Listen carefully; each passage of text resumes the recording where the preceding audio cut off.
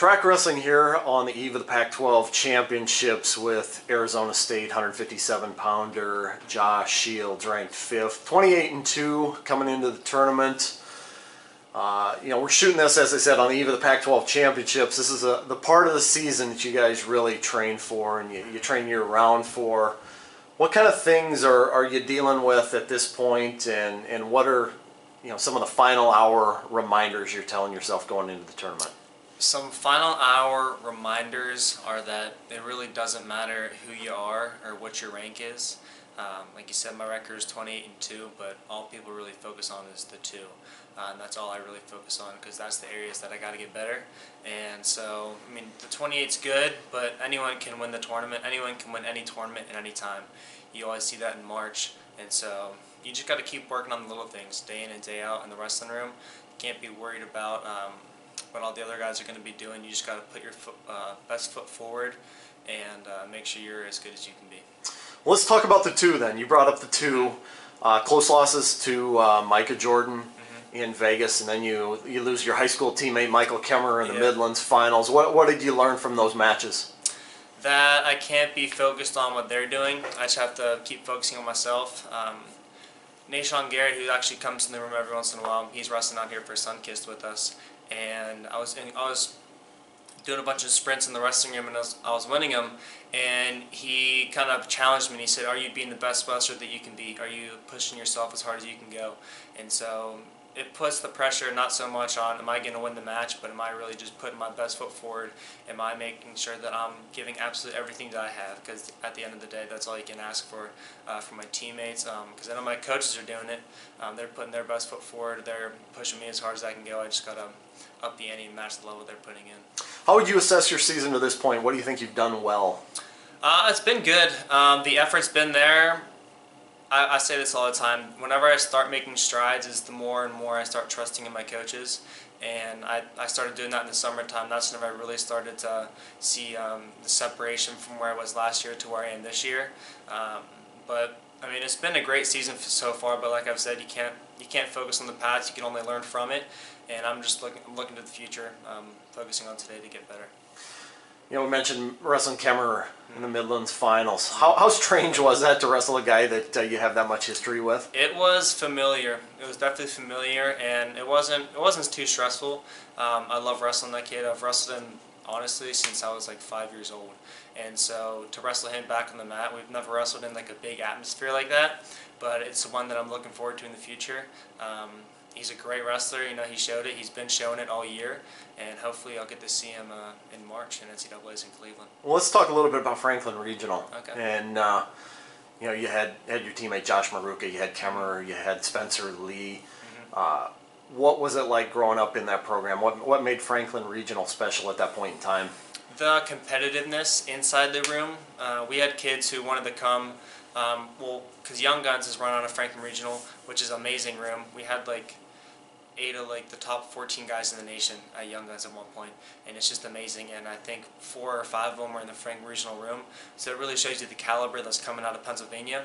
But the competitiveness inside of that room is just amazing. We know that at the end of the day, kind of what we have going on here at ASU, at the end of the day, it doesn't really matter what happens in the room, but you're just going to give absolutely everything that you have. You'll have kids laying on the mat just dog-tired, and guys will just be picking them up and doubling them down. Like, it doesn't matter what happens in the room, because we're making each other better outside of the room. Yeah, you mentioned Young Guns, and you were there at an incredible point in time. I mean, as you mentioned, like 8 of the top 14 at one point. I think more than 30 guys around the country have gone on to Division I rosters. Yourself and Josh Maruka, Kemmerer, Spencer Lee, Caleb Young at Iowa, Jason Nolf, Vincenzo Joseph at Penn State, Zach Zavatsky at Virginia Tech, just to name a few. Were you guys able to realize how special that was at the time?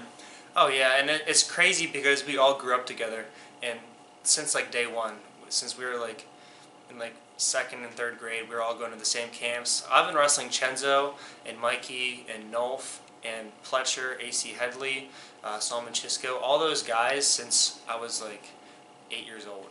I wouldn't go to states sometimes because kids from my own school, Josh Merrick and Michael Kemmerer, would beat me out. Then you have guys like Sammy Creevis and Jason Nolf who would also be in the same area, and it's like, the level of competition that we had is just the true testament of how iron sharpens iron, and how one man can sharpen another.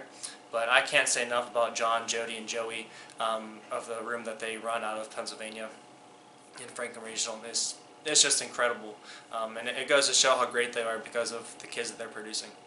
Who did you look at in recruiting, and why did you pick Arizona State? I had it down between Penn State and Arizona State, and nothing against Penn State, but Arizona State just rolled out the red carpet.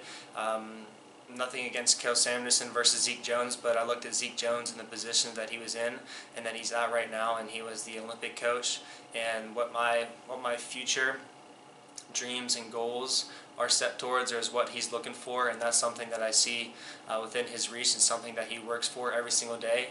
And we kind of saw that we had the same goals and desires in the future. And then academically, there's a business school at Arizona State, WP Carey, that's just phenomenal. So you can't really beat it. And then obviously one that always says is the weather. The weather at Arizona State is, you can't beat it.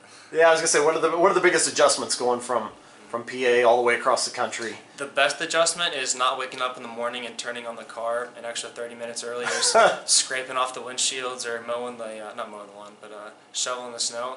That's the nicest adjustment, I'll tell you that right now. But besides that, the school, it just takes a little bit more time management. All it takes is a little bit of discipline. It's not terrible. You just have to get used to it. I was gonna say, how is that? How do you think you've grown as a person when you pick up and you go all the way across the country? Mm-hmm. You know, I know you had Maruka with you, Yeah. but Oh, a learning experience, a growing experience, I imagine. Absolutely. Being away from home, having to, for the first time you go and pick up all your groceries. I mean, the first time I did it, I picked up all the groceries that my parents would pick up, and I found out, I went to the register, and it was like $150, and I was like, no, I cannot be doing that each week. I'm not buying 6 different cereals and a gallon of milk and all this stuff. So you got to be more careful with what you buy and what you eat. But you start to figure out your routine. I'm glad that I had Josh Maruka, someone from home, someone I've also grown up with since I was about 6 years old. So it's nice to have family and friends that are right there along next to you until you establish a family and friends here in Arizona. Which one of you two committed first? Or was it the same time? Actually, no. So Zeke took a recruiting visit to Pennsylvania, and he hit me, Kemmer, and Maruka at the same time. And Maruka committed like right then on the spot, but I was still wavering between a couple schools, and I didn't know where I wanted to go. But and so yeah, so I said I promise I won't commit anywhere else until I take a recruiting visit there. And he said he was just biting on his nails the whole time. He was nervous because the schools that were looking at me. But Maruka, he committed first. He committed with like Zahid and Anthony and all those guys. That big recruiting class that we had. But let's go back to last year real quick. As I mentioned, you win the Pac-12 as a freshman. Then you go to NCAAs. You go 1-2. Lost a 6-5 match to B.J. Clagan in the second round, and then a 5-3 decision to Taylor Bermani on the backside. What did you learn from last year's postseason, and what did you feel like you really needed to zero in on as you kind of did an evaluation of last year? You have to attack. You cannot stop attacking if you want to be a successful Division I athlete. Like attacking is what I cannot stress more. It'll help you become just a better athlete all around. It'll help you in all aspects of your wrestling because you're going to put yourself in positions that you're going to have to fight out of. So it's going to help you mentally, it's going to help you physically, and I just did an attack in NCAAs, and it caught up with me, And people show up at NCAAs. If you want to beat the best, if you want to be the best, you got to beat the best whenever they're on their A game, and that's what happens at NCAAs every year. As you look forward to the next month, besides what you just talked about, are there any little things that you feel are going to be really pivotal for you? Just trusting in the coaches. They sometimes they'll say something and you'll be like, what? But then like hindsight 2020, 4 weeks down the road, you'll see, I know why you did that. I see why you did that. And so trusting in the coaches is absolutely the biggest thing. They've been here and done it before. That's one thing that's going to be pivotal in my success. Putting the pressure on them, leaning on them. They're a crutch for me. They're a tool for me. Yeah, it's crazy because whenever people look at a university, they only look at the athlete, but they don't see how much that the coach actually does behind the scenes and how much the coach actually puts into the athlete and making sure that his athlete is in tip-top shape and everything's perfect. So I can't say enough about Lee Pritz, Zeke Jones, Chris Pendleton, and Haislan Garcia, our coaching staff. It's phenomenal. Thanks so much, Josh. Greatly appreciate it. Appreciate it.